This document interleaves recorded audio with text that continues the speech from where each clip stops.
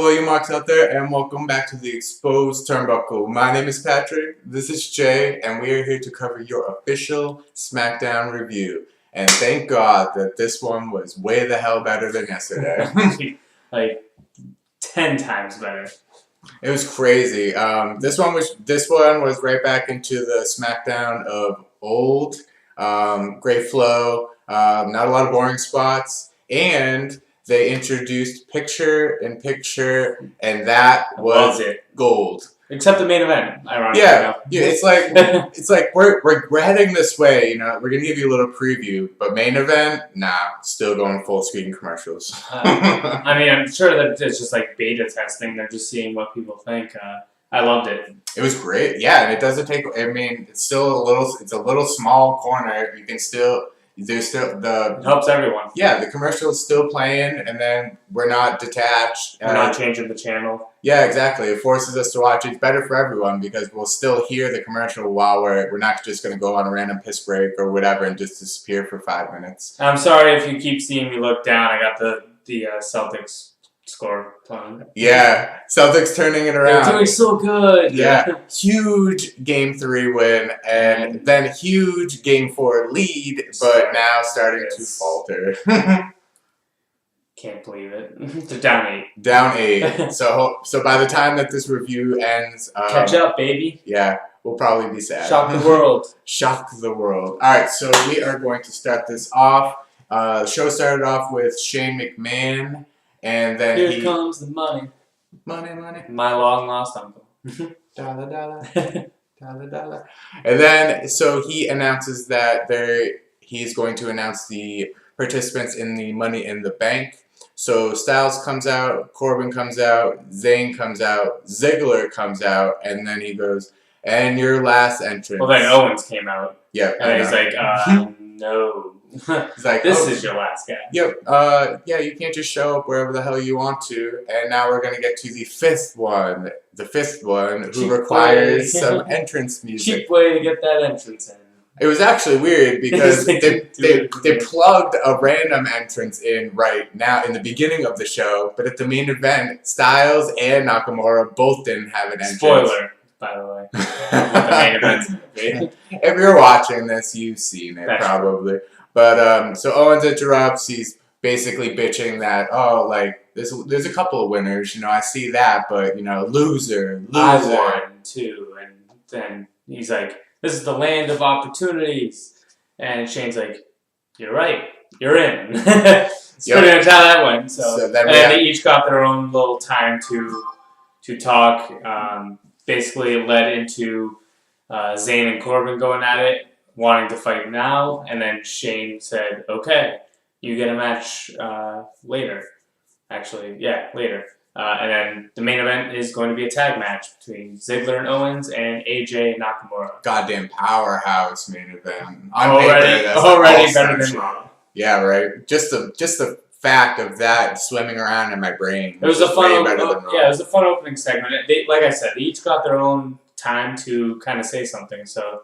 And all of them did pretty well. There wasn't any.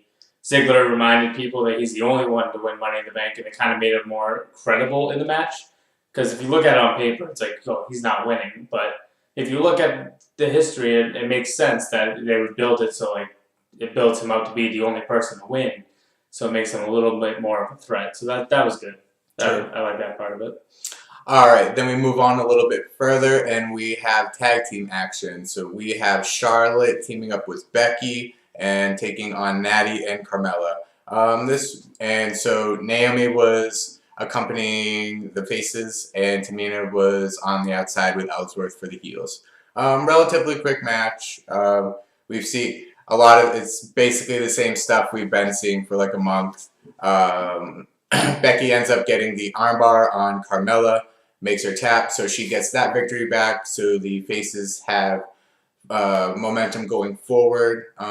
This storyline does extend to the end of the show. Won't spoil it, won't skip ahead, but there was more to come. This was not the last that we saw of the women tonight. Basically, this was my second least favorite part of the show.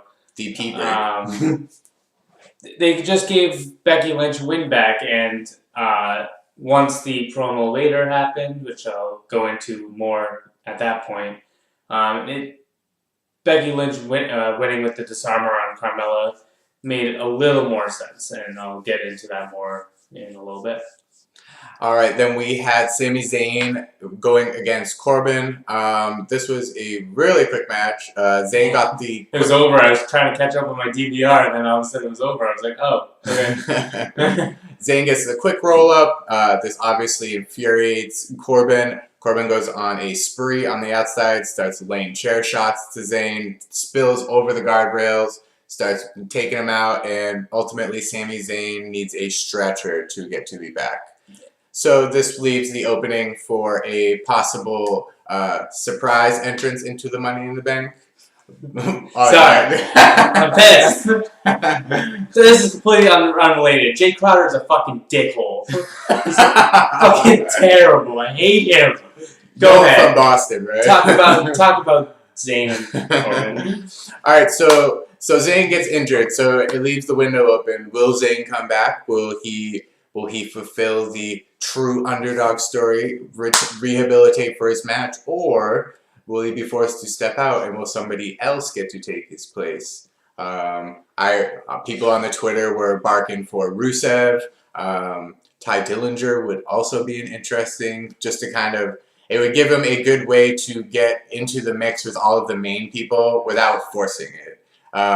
Just like a random spot opens and, all right, Dillinger, we're going to give you a shot. And really that's what he needs. He hasn't really had a really good trademark match that, you really remember. A lot of his matches have been, by and large, squashes. The Aiden English match, it had a little bit of time on it on the Backlash pay-per-view.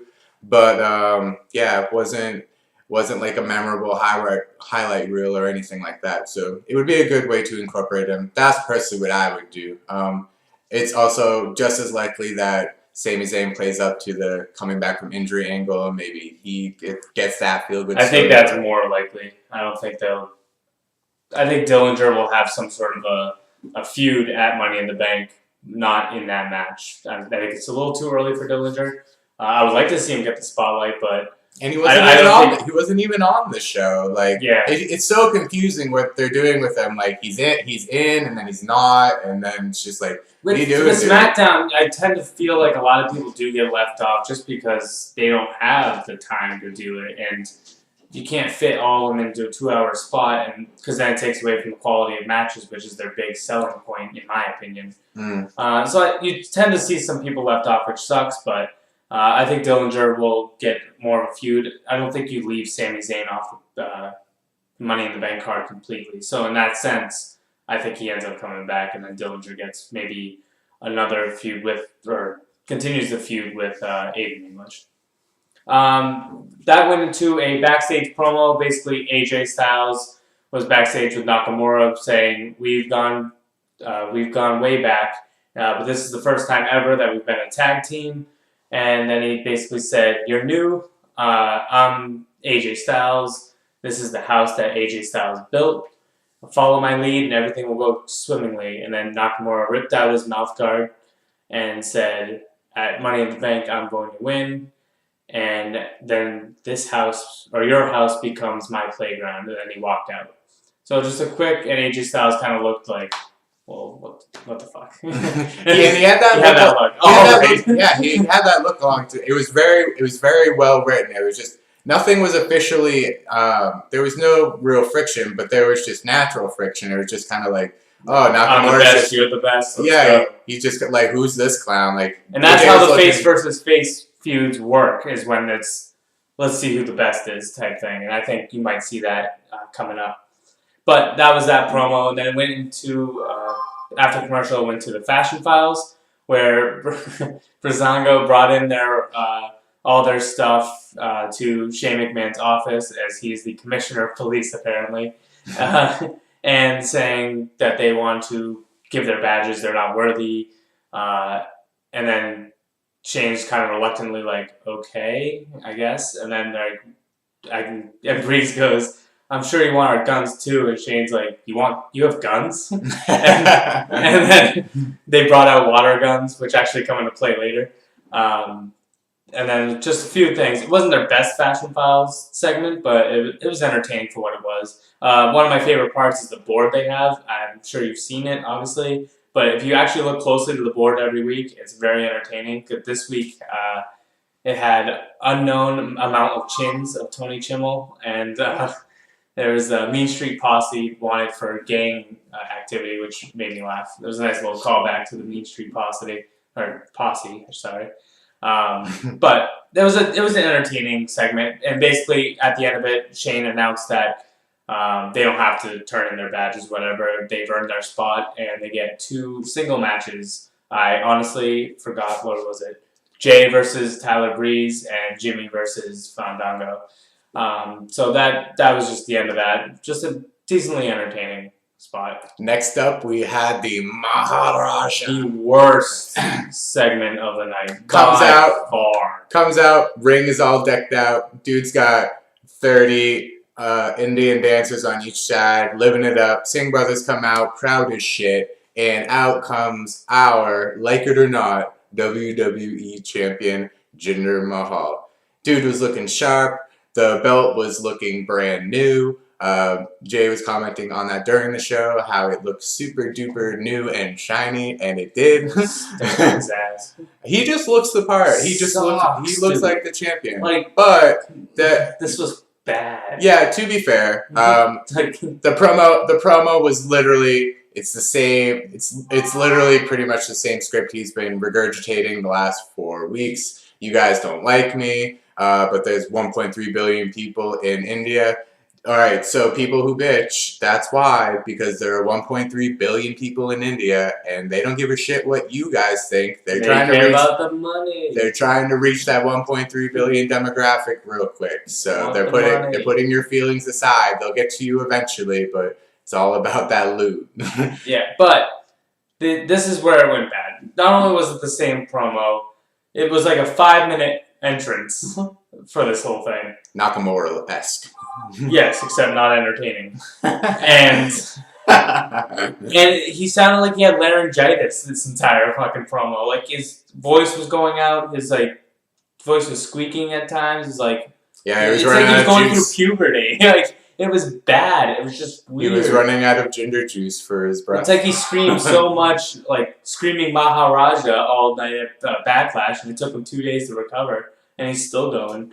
It was just not good, and part of it was the voice thing. I can get past the promo, whatever, but if you can't actually deliver a promo and make it sound decent, it's not good. It just isn't. So yeah, I mean, it was a bad segment. He just needs to get written a little bit more. And that's not against Jinder Mahal personally. It just was a bad segment. Orton did not appear at all on SmackDown. He was probably mad. He's probably suspended for almost killing the Singh brothers. Attempt. Come on, you gotta call that, ref. That's attempted homicide. Nice. All right, then we had the singles matches between the tag teams. So then we had Jay versus Tyler. Then we had Fandango versus Jimmy. So first up was Jay versus Tyler. So Jay's bucking up. He's ready to kill Tyler. Fandango has a squirt gun on the outside apron. Scorch Jay. Jay gets distracted. Tyler gets a quick roll-up. 1, 2, 3. Game over. Tyler wins that one. Then, now it's time immediately for Fandango and Jimmy. So Jimmy's like, oh, I'm not falling for that stuff. No, you're coming in. Let's go. So Jay and Tyler end up fighting on the outside. He's distracted once again. Fandango gets a roll-up. 1, 2, 3. Fandango gets 2 wins in a minute and a half. And this was great. Fandango's on top. It confused me when I was watching. I was like, well, why are they splitting? Because if you've been watching, I hate when they split up the mixed tag teams for singles. Man, I hate that crap. But this was cool because they were they got on the mic and Fandango was like, hey, why the long faces? Why the long faces? Hey, why the long faces? hey, Usos, why the long faces? It was almost like he forgot what he was about to say. And so basically they challenge him for another title shot. So the Usos go, let's just do it right now. So now we have a impromptu tag team title defense between the Usos and Breezango. And this was a good match. It was back and forth the whole way. Some close spots. The end spot was Fandango hit the last dance on Jimmy, I believe, and then Jay hit the Samoa splash off the top because he got the quick tag that Fandango did not see. Hits the Samoan splash right after Fandango hits the last dance, and the Usos retain. So this was just bravo. Like, Breezango has been on point. Like, I literally enjoyed most, if not all, of their spots. Didn't get to see too much of the disguise gimmicks. Tyler did have a wig on at one point, but nothing like Backlash. That was just one of those organic moments that you really, if you tried to emulate it a lot, you'd beat a horse to death, and people would get sick of it. But this was really good. It builds Breezango up. They got their singles win. They were so close, like they're knocking right on the door, but right move for the Usos to retain in this instance. Yeah, with this match, I enjoyed it, and there was a couple moments where I thought, oh, they're going to do a title change. Like, I actually thought of it, like it was happening. I'm like, wow. So kudos to them for pulling off a good match there. Then we cut to a backstage promo, and basically all the women who are not named Naomi are bitching to Shane that they deserve a title shot. So Shane and Ellsworth. He's bitching too. So yeah, all the remaining women on SmackDown were in the back bitching, and Shane announces a fatal 5-way for the number one contender. Finn Balor did yesterday. a fatal 5-way. Fuck you, Jay Crowder. Okay. We're down 11. Celtics down 11. It's not looking good.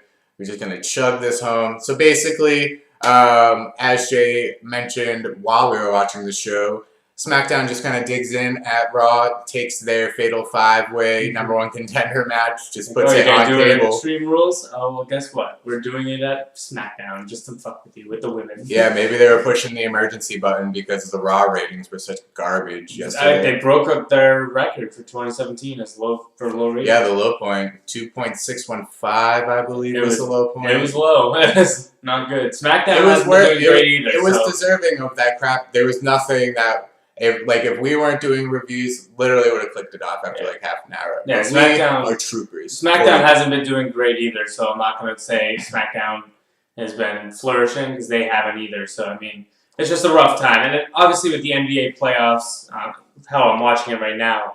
We were watching it during the show. It's tough, and Extreme Rules is going against the NBA Finals, so we'll see how that goes. But it's just a tough time when you have playoffs happening with the Stanley Cup and NBA playoffs because that takes a lot of ratings away. So, they're doing what they can, but we'll see how it goes after all the sports stuff happens. Then we get to the mega main event of the night. We had before you go to that, I actually had a point on that promo. Basically, like the reason behind this, and I'm sure you've heard. If you haven't. And you don't like spoilers, mute this until I give you a thumbs up. Basically, they are planning on doing a Money in the Bank ladder match. This was for the number one contender, but I would guess that since they're building this as everyone wants a title or deserves a title shot, one of them's going to win. My guess is it's probably going to be either Charlotte or Carmella. They might do Carmella in the match, and just so if they are doing that women's Money in the Bank ladder match, which I assume they're going to do, they might want Charlotte's name power in that match. So they might have Carmella win this one, and then maybe Lana, and maybe they'll have one more woman surprise entrant or something. But that's the reason why they kind of did this promo, is just kind of to hint at that ladder match going forward, which I think is a great idea, by the way. Would you like to cover the main event? Here you go, Jay. Cover it. All right. So the main event, which I already talked about, was the main event that was announced. Styles and Nakamura versus Ziggler and Owens. And I mentioned it during the match that these are probably 4 of the best sellers in the WWE. So a lot of pretty good spots. It was like a 25-minute match. Honestly, it was good. I don't think it was anything that was like, I gotta watch it on DVR again to watch It that wasn't match. a "This is awesome" chant or anything. No, it was good. I think they could have done a lot more, but I think it was so long that it made it so it dragged out a little bit. They didn't have anything like super planned, and the crowd honestly just wasn't that hot tonight. So the heels didn't quite get the heat that they normally get. Basically, it was Nakamura and Styles getting chance, and that was all the action that the fans gave them. It was a good match. Don't get me wrong. Probably the match of the week by default. Yeah. So you got all the signatures. Nakamura hit the Kinshasa on Kevin Owens for the win, and that should set up a U.S. title opportunity post Money in the Bank, I would guess. Yep, it was a pretty good match. All the signatures were involved. Nakamura got mixed up with both Owens and Ziggler. Owens and Nakamura looked good together. So the faces get the win. Nakamura, after he wins, he's doing his celebrating. He's doing his chants, and AJ is just kind of leaning in the corner, just watching. Like, who is this Joker? Like, I'm about to serve you. Like, in good time, I will get you, my friend. This is my house. Yep. No, it's my playground. It's my playground. And then Roman Reigns comes in, my yard. And then you have Bray claiming the whole world. So, I mean, we have a lot of possession issues. Yes, possession is 9/10 of the law. That's true. So, whoever's right. All right. So, Jay, what would you give this show? I gave the show a 7. I was entertained from pretty much top to bottom. Didn't like the Ginger celebration. It just seemed like it was the same old, nothing great. The women's match was average at best.